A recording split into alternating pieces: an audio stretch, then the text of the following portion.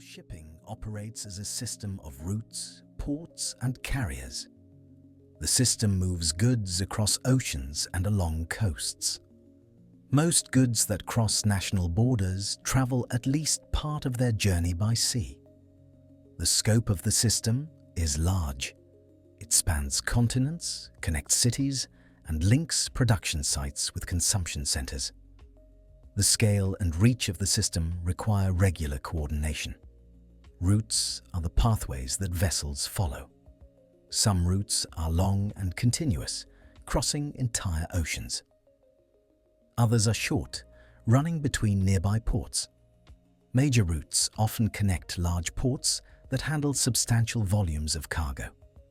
Secondary routes connect smaller ports to those larger hubs. Together, these routes form a network. The network allows cargo to move from one place to another through a series of planned movements. Ports are nodes in the network. Ports provide facilities to load and unload cargo. They offer berths where ships can dock. They contain terminals where containers and other cargo are handled.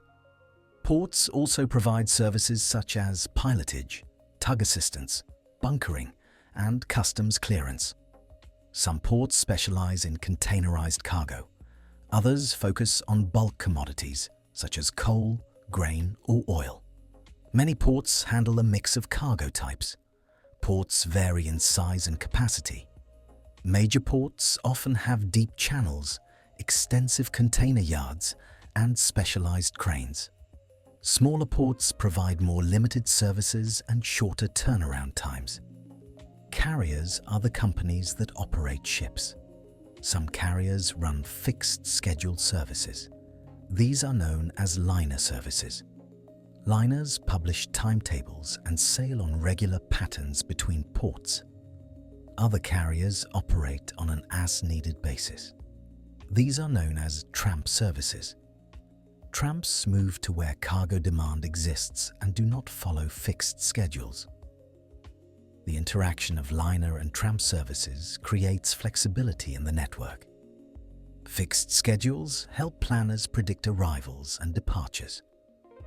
Tramp services respond to variable supply and demand. A common model in liner shipping is the hub and spoke arrangement. In this model, large vessels move between major hub ports. Smaller feeder vessels distribute cargo between hubs and regional ports. This model concentrates transshipment activity at a limited number of hubs.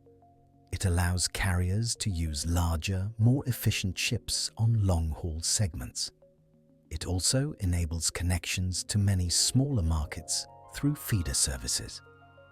The hub and spoke model requires coordination between mainline sailings and feeders. Timing must align so that transfers occur without excessive delay. Schedules are central to coordination. Schedules define when a ship will call at a port. They include estimated times of arrival and departure. Schedules are planned around many factors. These include voyage distance, expected port stay, cargo handling rates, and anticipated port congestion. Carriers publish schedules for customers and partners. Terminals also maintain berth schedules that allocate space for incoming ships. Port authorities manage overall traffic to maintain safe and orderly movements in port waters.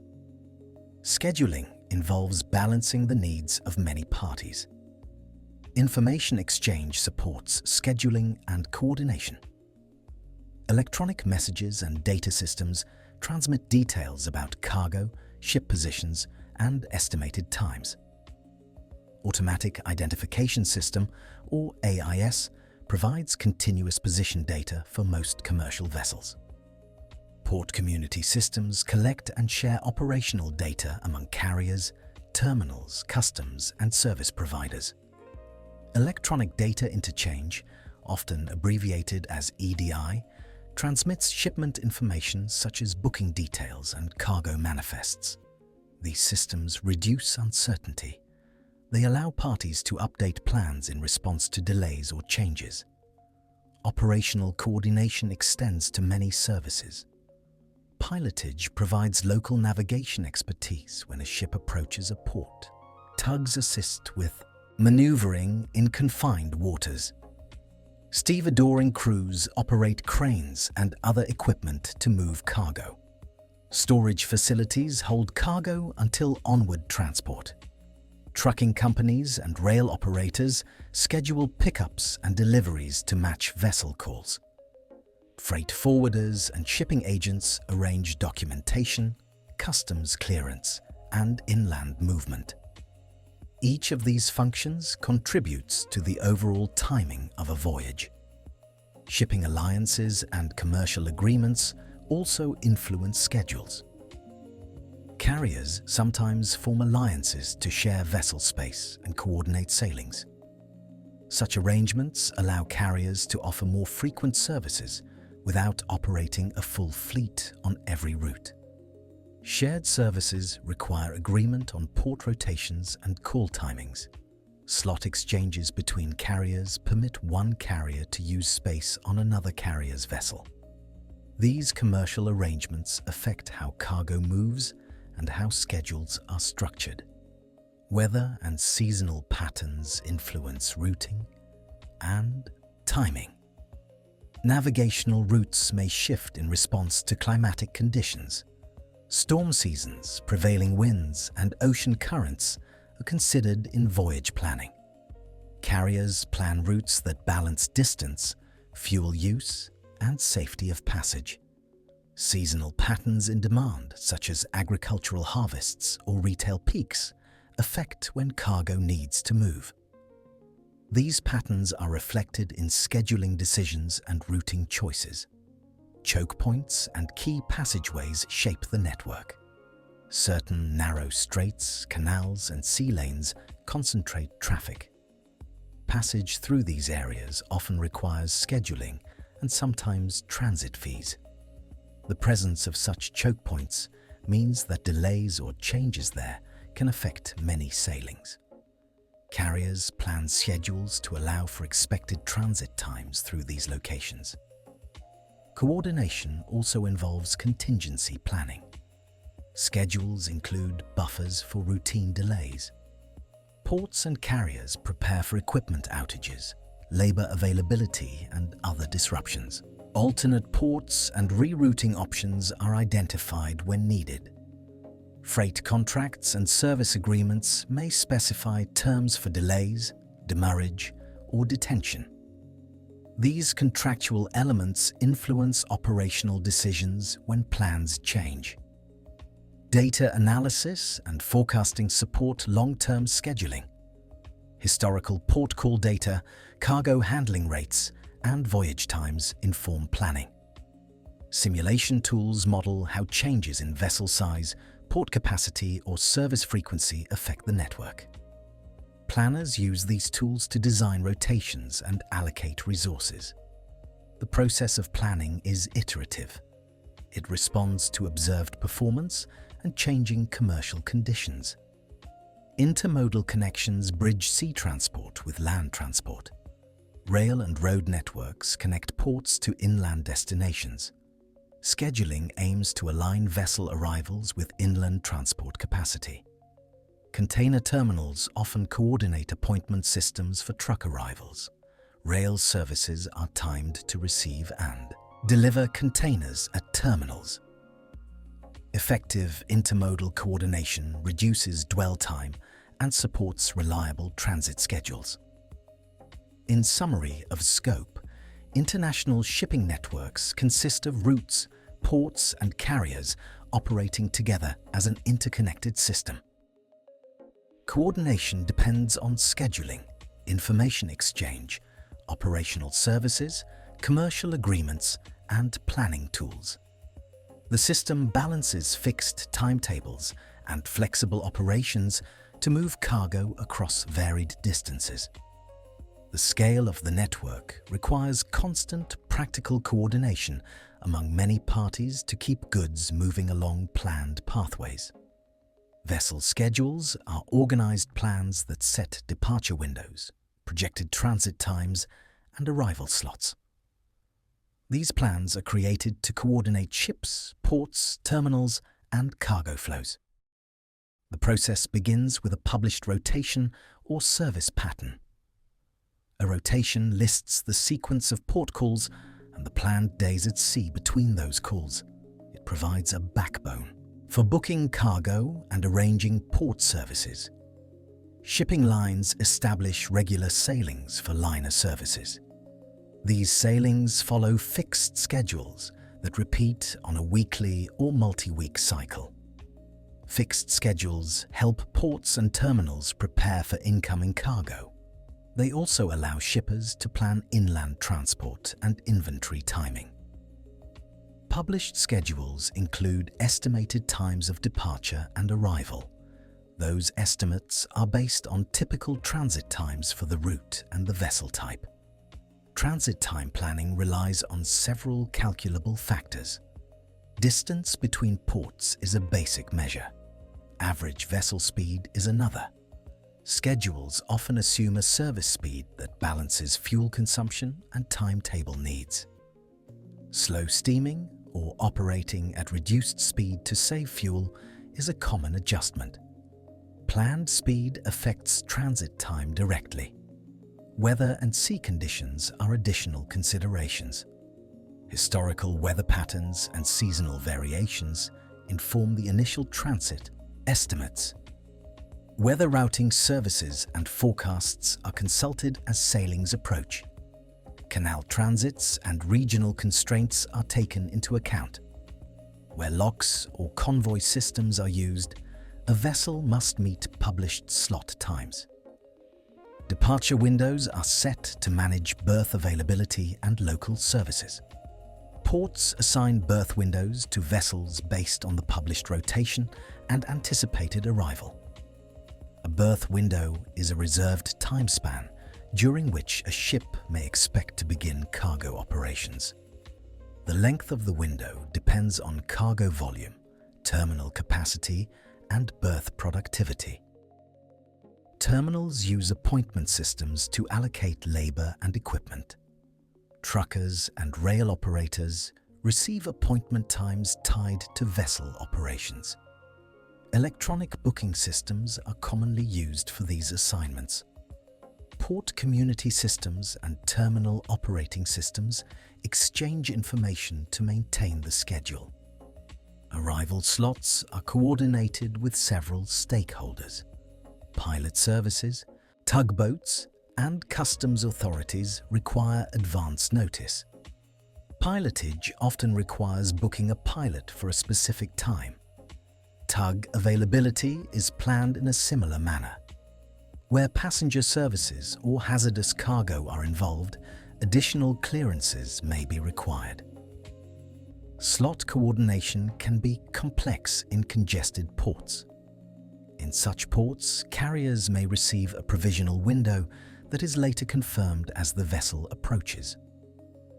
Buffer time is included around scheduled arrival times to allow for variations.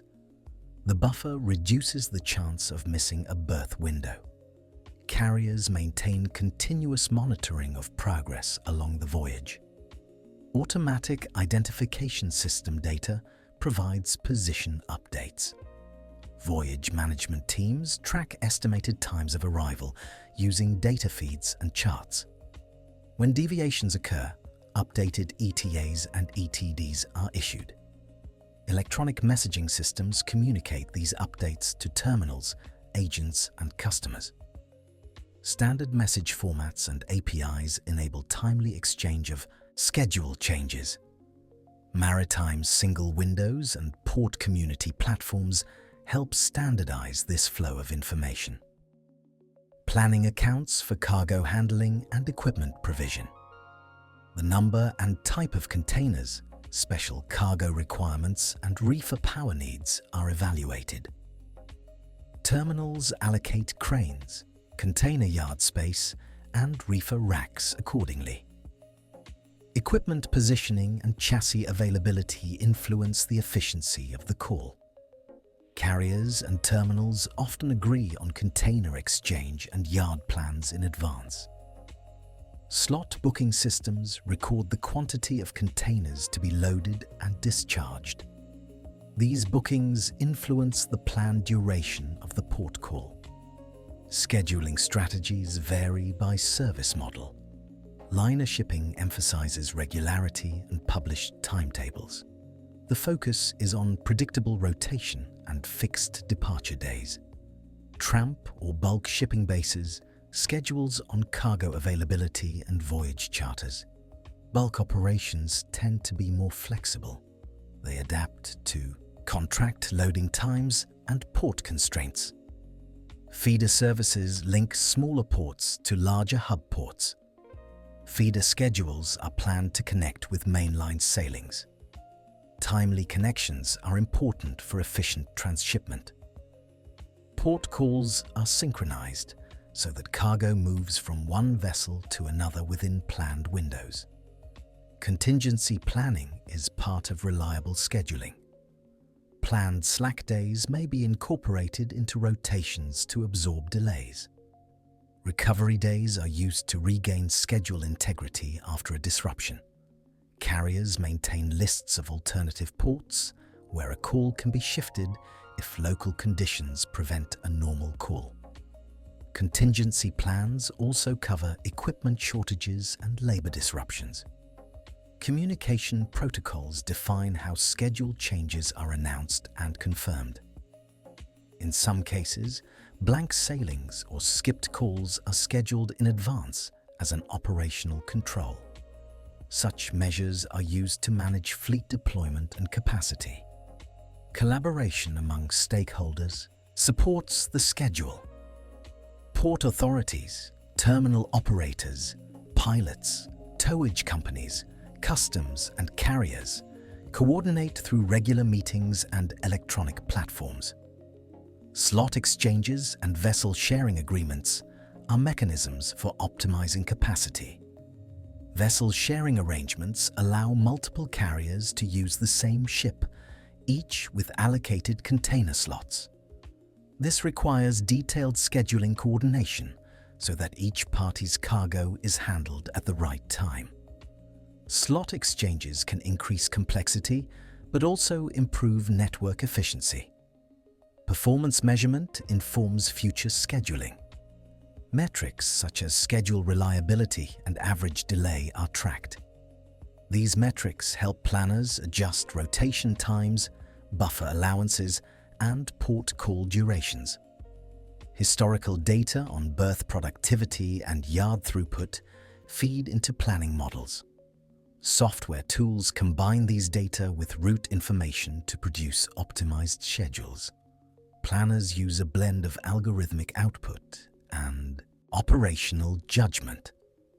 Human oversight reviews automated recommendations to ensure feasibility within local port practices. Cut-off times and documentation deadlines shape the schedule. Cargo cut-off times determine when containers must arrive at the terminal to be loaded. Shipping instructions and customs manifests must be submitted within set periods. These deadlines are coordinated with the vessel's scheduled departure. Missed cut-offs can lead to cargo being rolled to the next sailing. Information flow and compliance with cut-off schedules are therefore integral to the overall timetable. In practice, scheduling remains an exercise in balancing predictability and flexibility. Published rotations and booking systems create an ordered framework. Monitoring systems and communication channels allow adjustments as a voyage unfolds. Buffer times, contingency ports, and coordinated berth windows reduce the impact of disruptions. The result is a managed set of departure windows, transit estimates, and arrival slots that align port operations with vessel movement.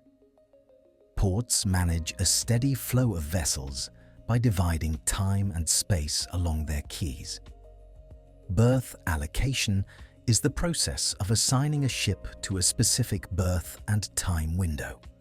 It determines where a vessel will tie up, when cargo work will begin, and when the ship is expected to depart. The process balances physical constraints, cargo needs, equipment availability, and the schedules of other ships. The first step in allocation is information. Shipping lines and agents send advance notices of arrival. These notices include estimated time of arrival, vessel size, draft, cargo type, and cargo quantities. Terminals and port authorities gather those notices. Vessel traffic services and pilot stations also receive similar information. The aggregation of data creates a predictable view of upcoming activity. Physical constraints shape possible assignments. Each berth has a fixed length and depth. Vessel's length and draft must match a berth's dimensions. Some berths are specialized. Ro-ro berths are designed for roll-on, roll-off operations. Container berths have quay cranes and reinforced surfaces. Bulk berths may have conveyor systems. These physical attributes limit which parts of the quay a particular ship can use. Equipment availability is another limiting factor. The number and capability of quay cranes affect the pace of loading and unloading. Cranes have outreach limits and lifting capacities. The terminal's yard equipment, such as straddle carriers, reach stackers, or automated guided vehicles, also influences the choice of berth. If a busy berth lacks cranes or yard capacity at a given time, planners will consider alternative berths. Operational constraints include tidal windows and navigational factors. Some ports have depth restrictions at low tide. Deep draft ships may need to arrive or depart at higher tide levels. Narrow channels, bridge, schedules, and lock cycles can impose precise timing. Pilots and tugboats must be scheduled to assist berthing and unberthing. Those services are coordinated with the berth plan. Cargo characteristics influence sequencing. Ships carrying perishable goods may be given priority to reduce exposure time. Hazardous cargo requires special handling areas and safety precautions. Vessel size and the complexity of cargo operations change expected service times. A ship that requires extensive lashing or complex crane operations will occupy a berth longer than a simple discharge.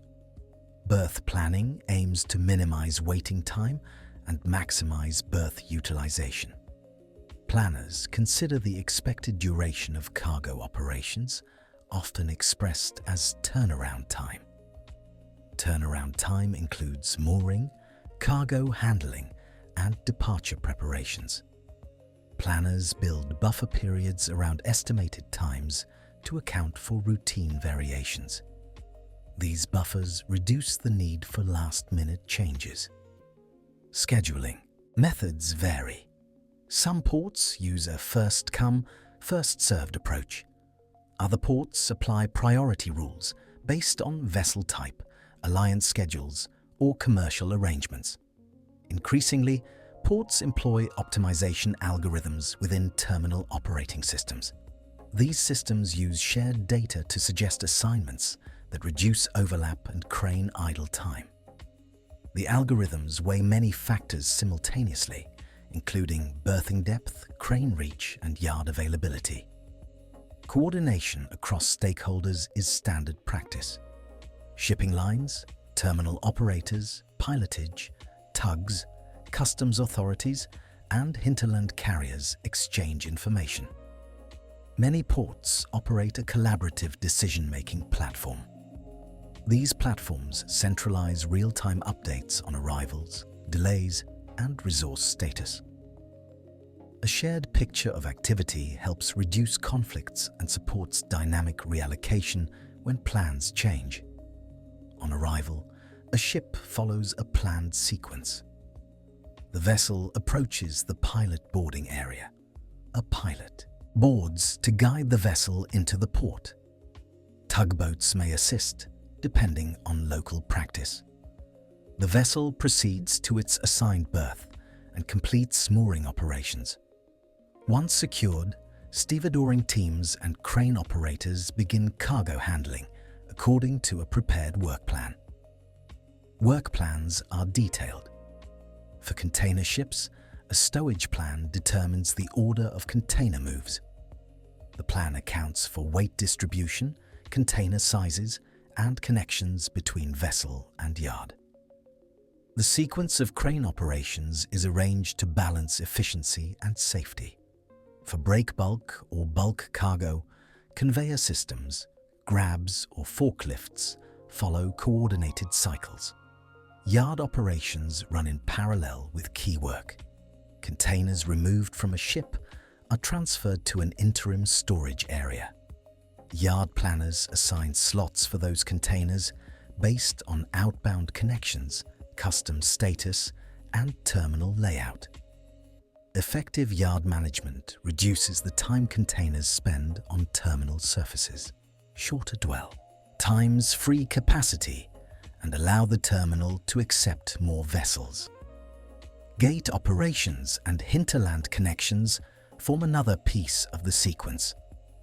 Truck arrivals and rail connections need synchronization with ship operations. Terminals schedule truck appointments and rail slots to align with vessel working windows. Coordination prevents congestion at gate lanes and supports steady cargo flow between ship and inland transport. Monitoring and adjustment are continuous. Real-world factors cause deviations from plans. Weather changes, mechanical failures, labor variations, and delays in connecting services can alter expected sequences. When a deviation occurs, planners update the berth plan. Reassignments can involve changing start times, shifting berth positions, or reallocating cranes. The goal is to restore coherence in the schedule while maintaining safety and operational constraints. Metrics guide decision-making. Turnaround time, berth occupancy rate, crane, productivity, and yard dwell time are tracked. These measures inform short-term adjustments and long-term improvements. Historical performance data helps planners estimate service times more accurately. Improved estimates lead to more reliable berth assignments. Some ports separate functions between port authorities and terminal operators. Port authorities manage public infrastructure and navigation. Terminal operators focus on cargo handling and terminal logistics. Coordination between these entities is necessary for smooth berth allocation. In some regions, a single harbour master or centralized planner oversees the process and issues berth orders. Technology has increased the pace and precision of coordination. Terminal operating systems, vessel traffic management systems, and port community systems exchange data automatically. Electronic notices and tracking systems reduce paperwork and speed information flow.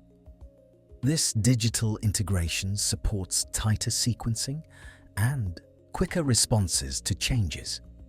Safety and regulatory compliance remain integral. Berth assignments account for local environmental limits and regulatory rules. Hazardous cargo requires special isolation and notification. Customs and inspection procedures can affect how quickly cargo moves through the terminal. These factors are part of the scheduling calculus. The result of coordinated planning is a chain of linked activities. From notice of arrival to departure, each task connects with the next. Berth allocation sits at the center of that chain. It sets the physical and temporal framework for loading, unloading, and turnaround.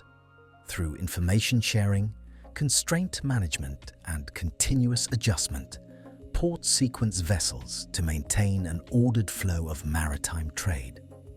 Shipping operations depend on common references for time, and on agreed intervals for reporting. These references and intervals create a predictable pattern of information flow.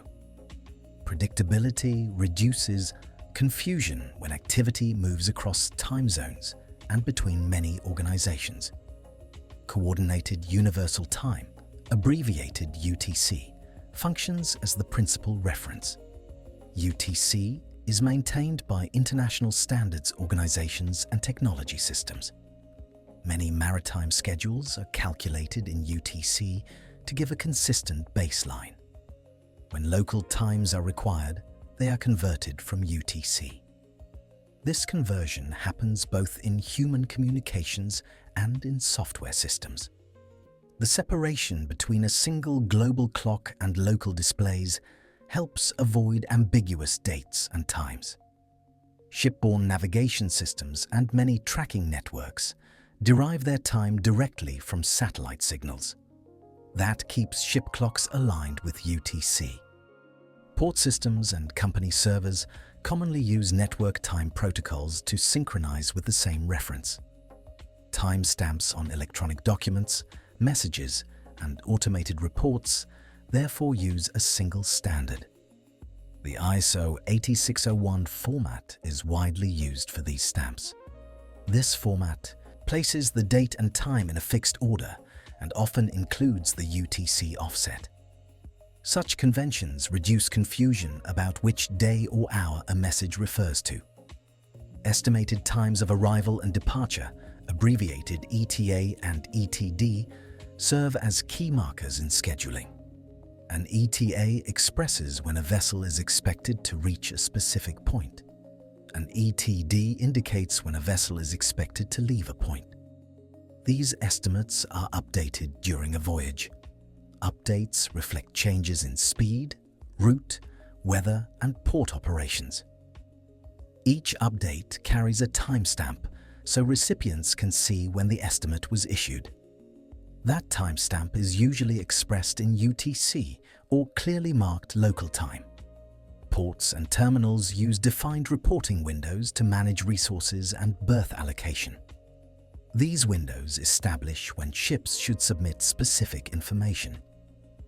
The information includes cargo documentation, manifest details, and operational messages.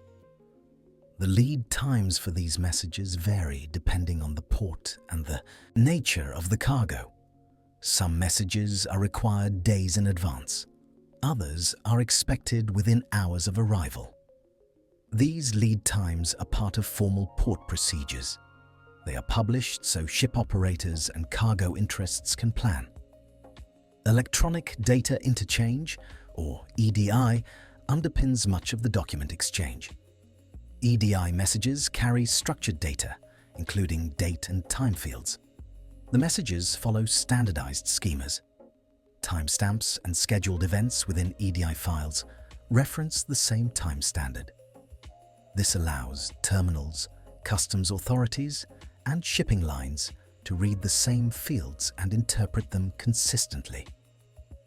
Where systems differ, middleware and software translation layers convert times and formats while preserving the original reference. Automatic identification system transmissions provide continuous position reports. The frequency of these automatic reports varies by vessel speed, maneuvering status, and proximity to port. Far from shore, updates may be infrequent. Near port, transmission intervals shorten. The variation in interval length reflects operational needs. Shorter intervals offer more timely location information when precision matters. Longer intervals reduce data volume during steady ocean passages. Satellite-based tracking and ship reporting systems introduce another layer of timed reporting. These systems can be configured to send position and status reports at fixed intervals. Interval settings reflect operational priorities and communication costs. In some arrangements, reporting occurs hourly or at multiple hour intervals. In other arrangements, reports happen more frequently as the vessel approaches a port. The receiving systems log the timestamps and update the vessel's estimated schedule accordingly. Regulatory reporting creates fixed deadlines that shape operational timelines. Customs, immigration, and health authorities often require advance notice. These requests specify how far ahead information must be provided. The required lead time can vary by jurisdiction and by the type of cargo. Failure to meet these deadlines can trigger administrative delays. Operators therefore schedule the flow of data to meet regulatory windows as well as operational windows. Slot allocation at container terminals relies on a shared understanding of time. Terminals publish cut-off times for cargo delivery and plan gate operations based on vessel arrival estimates. Carriers publish vessel cut-off notices for shippers. These cut-offs are usually set relative to published berthing times. Adjustments to those times require communication and updated timestamps so that each party can align their activities with the new schedule. Voyage planning systems and port community platforms use time-based triggers to coordinate action. A scheduled event in a system may trigger a message. That message might be an instruction to prepare a berth. It might be a reminder to submit documentation. The triggers are often designed with buffers. Buffers provide time to absorb small deviations without immediate rescheduling. The buffers are measurable intervals built into the operational sequence. Time zone handling follows clear rules in most systems. Internally, many organizations compute and store dates and times in UTC. Interfaces and reports then convert those values to the local time of the end user. Displaying local time helps ground staff who work on the pier. Retaining UTC in data stores supports cross-border coordination and audit trails. Clear labeling of which time is used prevents ambiguous interpretation. Communication protocols include explicit fields for the time an observation or message refers to. This field allows a recipient to see both when the event occurred and when the report was generated. Records that include both an event time and a received time help reconstruct timelines. This practice supports operational decisions, billing, and compliance reporting. When delays occur, updated times flow through the same channels. Revised ETAs propagate through terminal systems, carrier notifications, and regulatory submissions. Each revised time includes the origin of the update and a timestamp. That practice allows others to assess how recent the information is and to take subsequent action. In sum, standardized time references and fixed reporting intervals form a framework. The framework supports predictable exchanges of information. It links vessels, terminals, regulators, and cargo interests through shared temporal conventions. The conventions rely on a common clock, consistent formats for timestamps, and agreed windows for messages. These elements together maintain alignment across regions and operations. Cargo documentation and tracking systems operate as a parallel flow to the physical movement of containers. Records move through digital networks, while steel boxes travel along roads, rails, and sea lanes. These records include bookings, manifests, bills of lading, customs declarations, and a range of operational messages. They provide the structured information that schedules reference and use. A booking records the intent to move cargo. It specifies origin, destination, size, and type of container, and preferred sailing options. The booking is the first formal link between cargo and a voyage. It creates a slot in the carrier's planning systems. That slot becomes part of a broader schedule that lists planned sailings and port calls. Simple fields in booking messages feed into reservation modules and terminal slot planning. The bill of lading is a formal transport document. It transfers title, lists the cargo, and provides legal and logistical details. A manifest aggregates many bills of lading into one document that describes what a vessel carries. These documents are required by carriers, terminals, and customs authorities. They are exchanged electronically in most international trades. Electronic messaging reduces the need for repeated manual transcription. It also provides timestamps that help align physical movement with scheduled events. Tracking systems use identifiers that tie documents to specific containers. Each container has a unique number. That number appears on booking confirmations, bills of lading, and manifest lists. Scanners read barcodes and radio frequency tags at gates, yards, and rail terminals. These readings create time-stamped events. Events indicate when a container is loaded onto a truck, moved into a yard block, or lifted aboard a ship. Event streams feed into planning tools and public tracking services. Vessel tracking uses a different set of tools. The Automatic Identification System, or AIS, transmits vessel identity, position, course, and speed. AIS feeds provide a continuous picture of where a ship is on a voyage.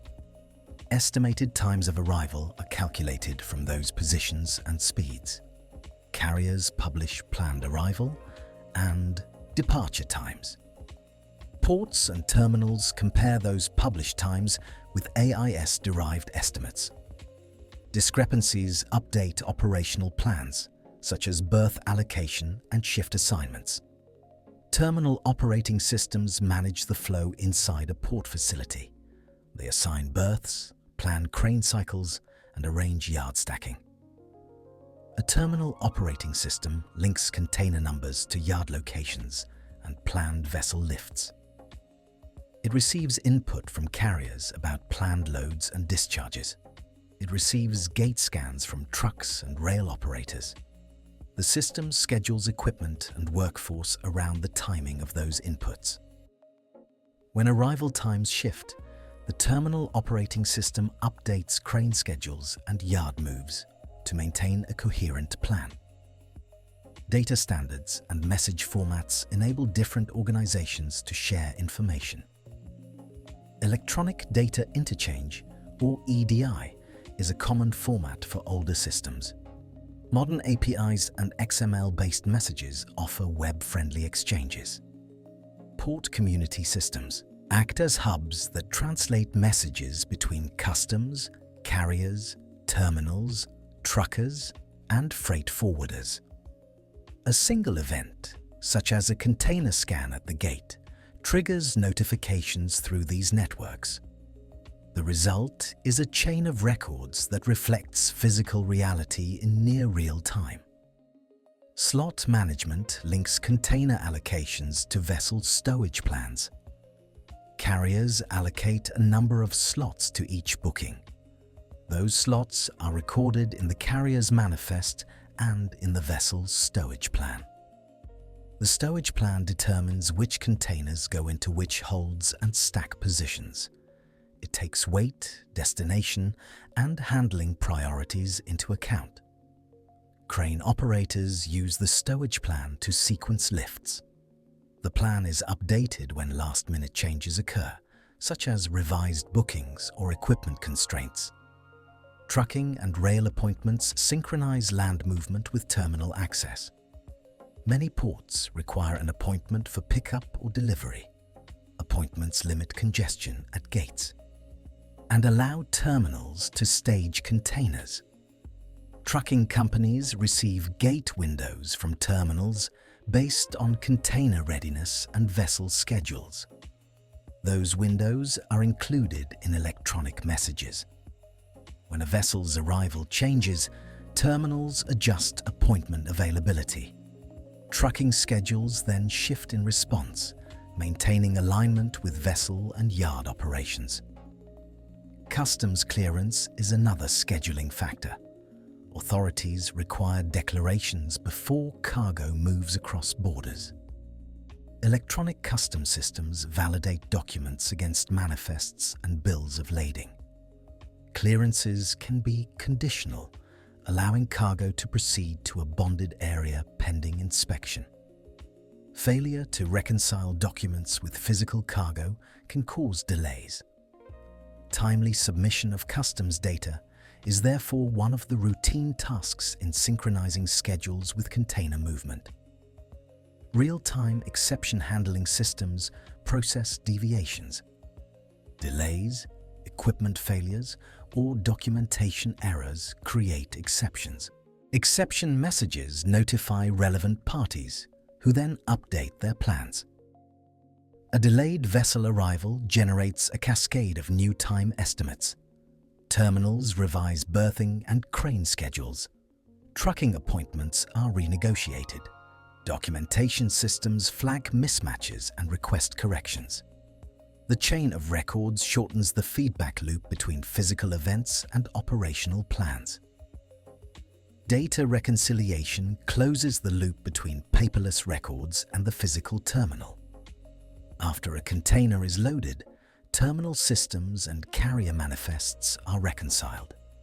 Gate scans and crane lift records are compared with the vessel's stowage sequence. Discrepancies are investigated. Corrections to documents may be issued, such as amendments to bills of lading or revised manifests.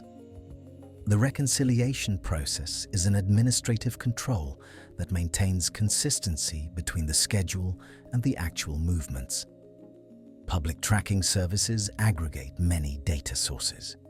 They present estimated times of arrival, current vessel positions, and container events. These services rely on carrier feeds, terminal updates, AIS data, and gate scan events. They do not replace the operational messages used by ports and carriers. Rather, they provide a consolidated view useful for planning and monitoring. Freight forwarders and consignees use these services to coordinate onward transport and to prepare documentation. Data security and access control determine who sees which records. Carriers, terminals, shippers, and customs authorities each have restricted access to specific datasets. Authentication systems govern access to manifests and bills of lading. Encrypted connections transport sensitive messages.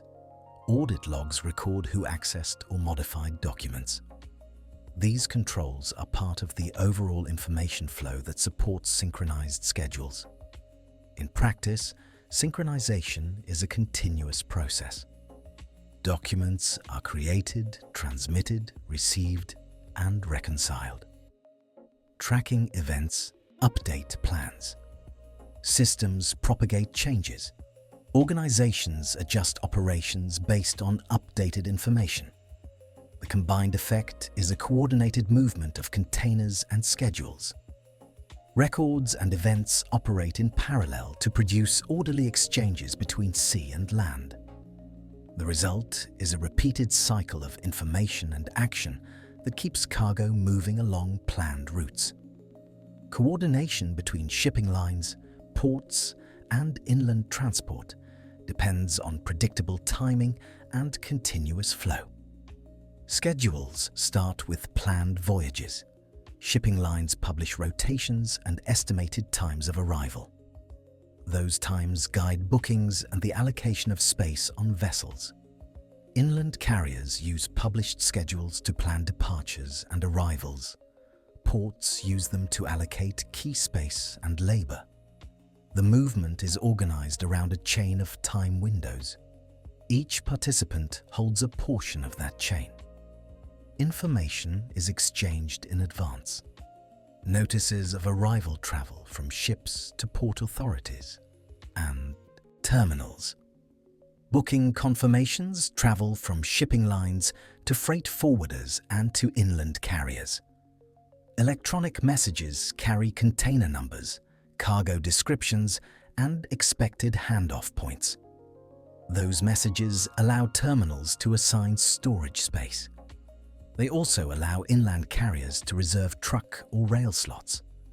Accurate and timely information reduces idle time at each handoff. Berth allocation is a central element.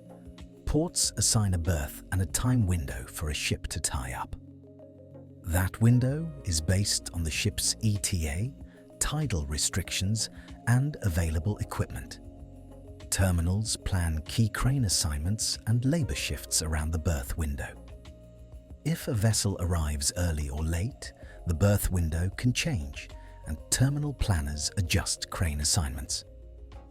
Buffer periods are commonly included to absorb small timing variations. Those buffers are not large. They are calibrated to keep operations efficient while allowing for minor deviations. Stowage and cargo planning influence how quickly a ship can be serviced. Shipping lines produce a stowage plan before arrival. The plan indicates which containers are accessible for discharge and which are for loading. Terminals use the plan to position containers in the yard for efficient transfer. When discharge and loading sequences match the yard layout and the crane plan, handoffs proceed more smoothly. Mismatches require additional moves. Extra moves increase the time a container spends in the terminal before the handoff to inland transport. Terminal appointment systems coordinate truck arrivals. Many terminals require trucks to reserve a time slot for gate entry. Those systems limit the number of trucks that arrive at any given hour. They reduce queuing at the gate and distribute the workload across the terminal day.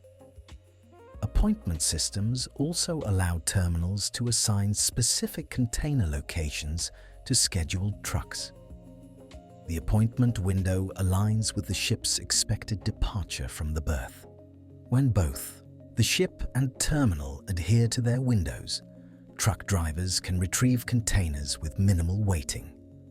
Drayage and chassis availability are factors in continuity. Drayage companies provide short-haul transport between ports and nearby rail terminals, depots, or customers. They coordinate chassis and drivers based on bookings and appointments. Chassis pools are managed under various commercial arrangements. Shortfalls in chassis or drivers can create bottlenecks. Planning and data sharing help reduce those shortages.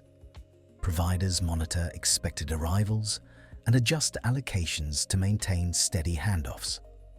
Rail intermodal coordination relies on train planning and terminal access. Rail operators schedule unit trains and intermodal services on fixed timetables. Ports coordinate with rail operators to reserve train slots and allocate track for loading. Containers destined for rail are staged near rail yards according to the train schedule. Rail departure times are fixed more tightly than road departures, so terminal planners prioritize the containers for scheduled trains. Delays at the quay or yard can cascade into missed train slots, so terminals maintain close timing control for rail-bound containers. Customs formalities and inspections affect timing. Many customs authorities accept electronic submissions of manifests before arrival. Pre-clearance and electronic release reduce the need for physical holds at the terminal. Selected inspections still occur on a subset of shipments. Inspections are scheduled and conducted in designated areas to limit impact on general flow.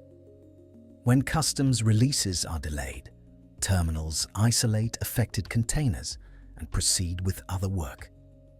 The separation of inspection processes from general handling helps preserve continuity for cleared cargo. transshipment and hub operations require synchronized connections. Hub ports arrange berths and stevedoring resources to support the transfer of containers between feeders and mainline vessels. Connections are scheduled so that smaller regional ships offload onto the hub and larger vessels load those containers for longer hauls. Timing here is critical. A delayed feeder can miss the mainline departure. To manage this, shipping lines often include contingency capacity in their planning. They also share updated ETAs so that terminals can reshuffle operations and prioritize transfers when needed. Weather and operational disruptions are handled through contingency procedures. Ports and shipping lines maintain alternate plans for high winds, heavy seas, or restricted visibility. Those plans include holding patterns at anchor, adjustment of berthing windows, and rescheduling of terminal labor. When disruptions persist, schedules are updated and information is distributed through the same electronic channels used for normal planning. The adjustment process prioritizes critical connections and maintains as much continuity as possible across the network. Commercial incentives support timely handoffs. Contracts often include demurrage and detention terms that apply when containers remain in terminals or with hauliers beyond agreed periods. Those charges encourage faster retrieval and return of equipment. Slot reservations and contract terms govern vessel space and terminal access. Financial factors thus link economic behavior to physical timing. Firms manage bookings, arrivals, and returns with those incentives in mind. Technology supports visibility across the chain. Vessel tracking systems provide position updates. Terminal operating systems track container locations and handling status. Rail and trucking operators provide status updates through electronic feeds. Port community systems aggregate data for multiple stakeholders.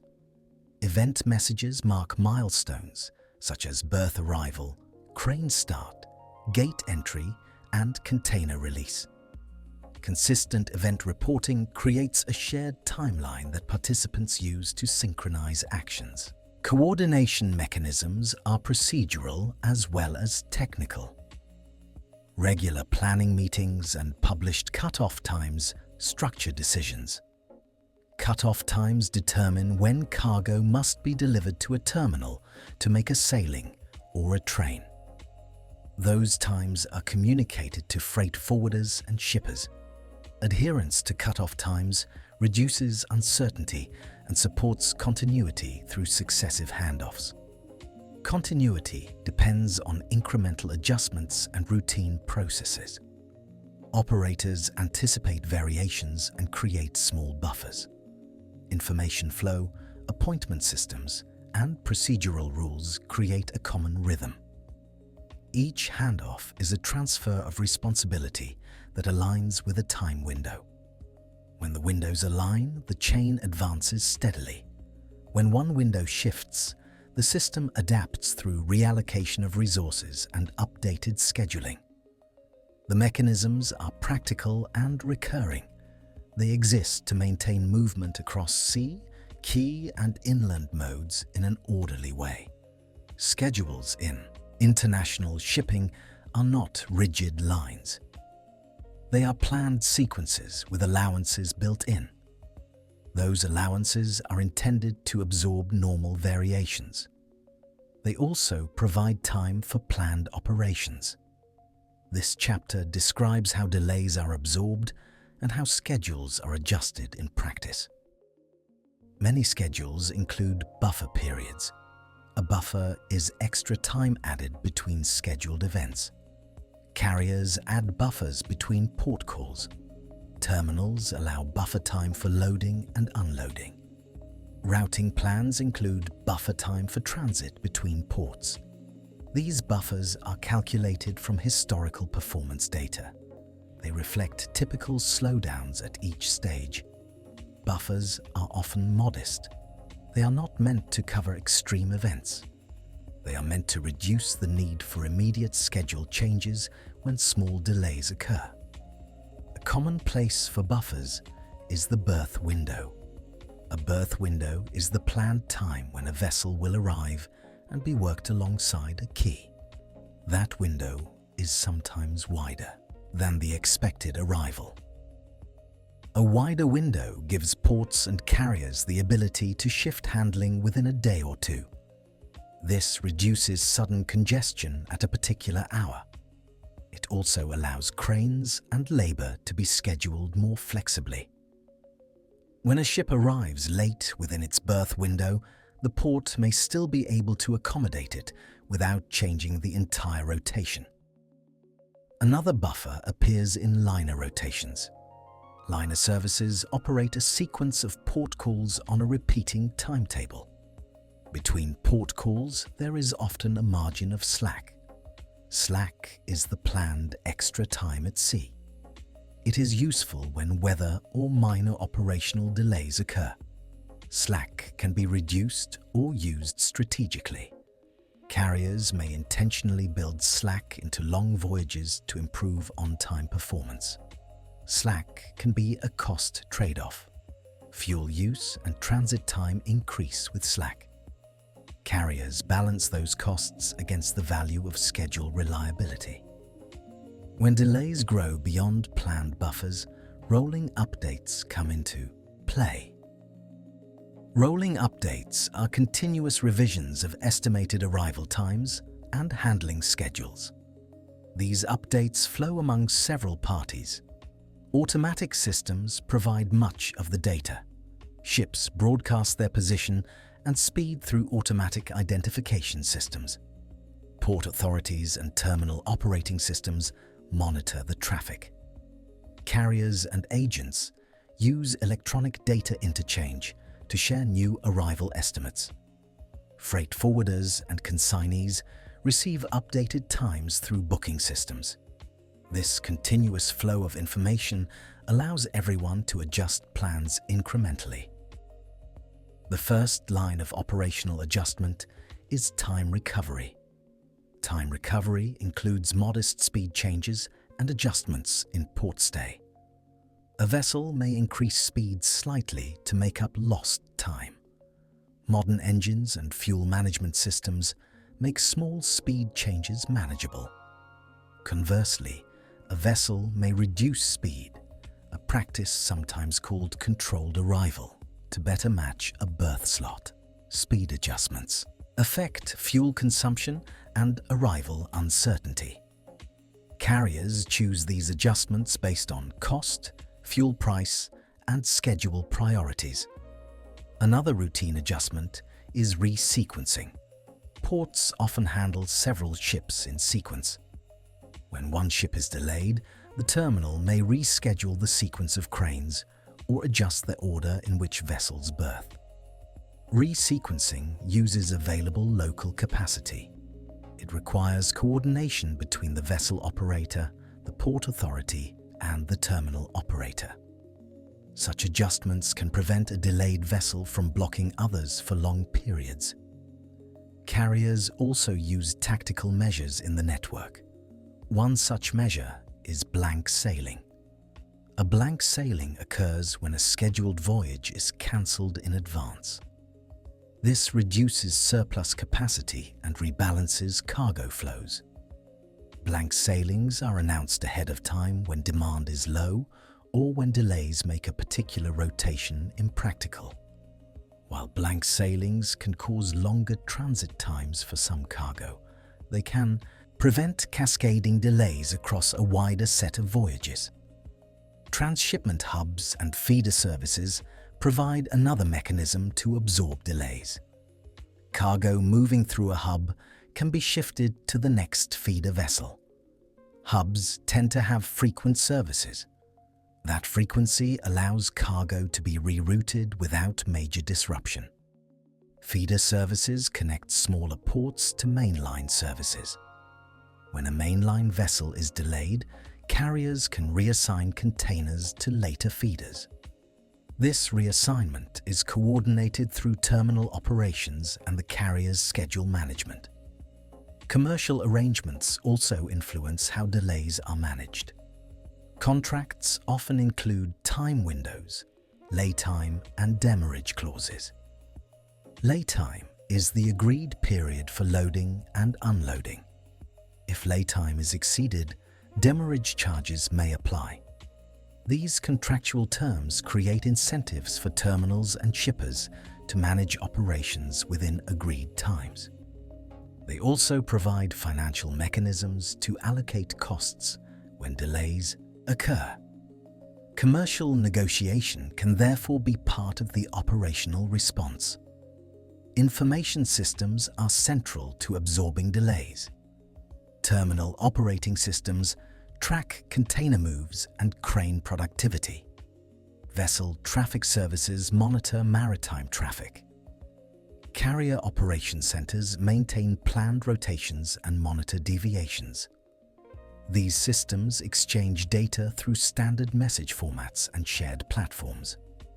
This exchange enables rolling updates and coordinated responses. It also supports scenario planning, where different recovery options are evaluated quickly. Human coordination remains essential. Operations staff interpret data and decide which measures to apply. Decisions are often conservative. They favor incremental adjustments before large rerouting. Local knowledge about berth availability, labor schedules, and tidal conditions informs these decisions. Port coordination centers may convene calls when multiple vessels or operators are affected. These calls lead to agreed changes in berthing plans, work sequences, or labor deployment. Finally, larger disruptions require strategic network responses. When weather or port congestion causes sustained delays, carriers may alter network patterns. This can include rerouting vessels on a different path, consolidating services, or increasing capacity on parallel routes. These choices are made with an eye to maintaining overall network integrity. Changes are announced to customers and terminal partners. They may involve changes to port rotations or the timing of feeder services. In practice, schedule absorption is a mix of planned buffers, real-time adjustments, contractual mechanisms, and coordinated information exchange. Small delays are usually absorbed locally through buffers and minor changes. Larger delays trigger rolling updates and network-level decisions. The aim is to manage timing changes while preserving the flow of cargo and the functioning of the wider timetable. The balance between cost, speed, and reliability shapes how often and how aggressively these adjustments are made. Large shipping networks rely on repeating planning cycles to maintain operational consistency over months and years. These cycles occur at several overlapping timescales. Strategic plans cover years, operational plans cover months. Routine schedules repeat weekly or monthly. Each level of planning connects to the others. Long-term decisions set broad routes and fleet composition. Mid-term plans determine service frequencies and port rotations. Short-term schedules set berth times and cargo bookings. Annual and multi-year planning begins with demand forecasts. Carriers and terminal operators examine trade flows and economic indicators. Fleet capacity and investment plans are aligned with those forecasts. Orders for new ships and decisions on vessel retirements follow a long lead time. Shipyard availability and financing shape these choices. The result is a projected network of routes and services for several years ahead. These projections create a stable framework for scheduling. On a monthly to seasonal level, schedules adapt to predictable variations. Many trades have regular seasonal patterns. Carriers adjust capacity and sailing frequencies to match harvests, holiday seasons, or industrial cycles. Seasonal adjustments are planned in advance. Ports and terminals allocate space and labor according to expected peaks. Inland transport providers plan capacity for anticipated container flows. Such predictable changes are incorporated into timetables so that services remain consistent across a season. Weekly and daily cycles govern the execution of services. Container liners typically operate on fixed loops with regular port calls. A loop repeats on a set cadence, such as weekly or fortnightly. This repetition helps shippers and terminals coordinate bookings and equipment moves. Daily operations include berth scheduling, pilotage, tug assignments, and cargo handling windows. These activities are coordinated through shared schedules and real-time updates. Routine monitoring systems track vessel positions and estimated times of arrival. This information supports incremental adjustments without altering the underlying cycle. Maintenance windows are an essential element of long-term coordination. Vessels require periodic dry dockings, inspections, and planned repairs. Classification societies prescribe inspection intervals and surveys. Regulatory inspections and equipment overhauls follow fixed timetables. Ship operators schedule major maintenance during periods of lower demand when possible.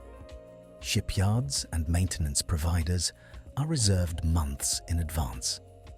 This scheduling spreads dockyard workload and minimizes conflicts with active service rotations. Smaller maintenance tasks are handled during regular port calls or while underway. Planned engine maintenance, cargo gear checks, and safety system tests are timed to fit the vessel's schedule. Operators maintain maintenance logs and service records.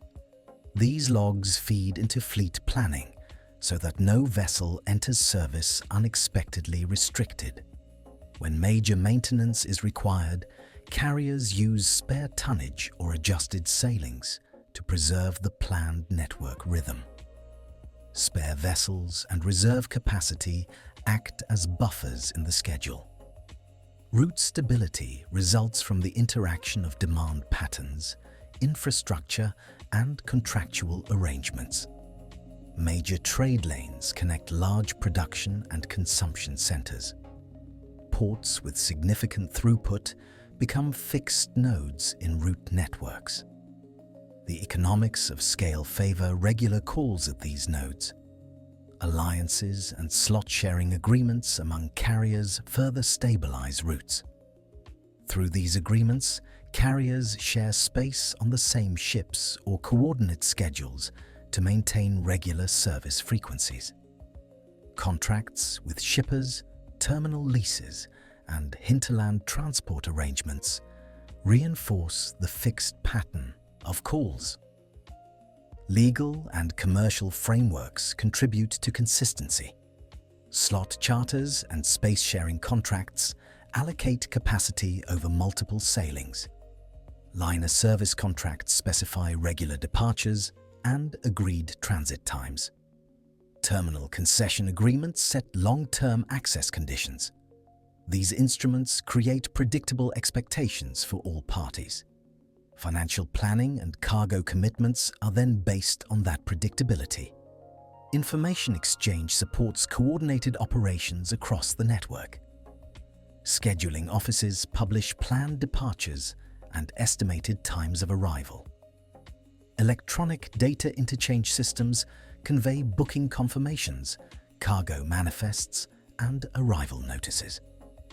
Automatic identification systems broadcast vessel positions.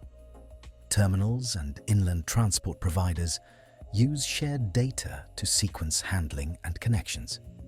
Regular reports and standardized messages reduce misunderstandings. This combination of scheduled publication and real-time updates underpins consistent execution. Contingency mechanisms preserve schedule integrity when disruptions occur. Buffers are built into transit times and port windows. Carriers may schedule extra time on certain legs to absorb delays. Slow steaming is used as an operational tool to adjust arrival times without schedule changes. Blank sailings are announced when demand and capacity imbalances arise.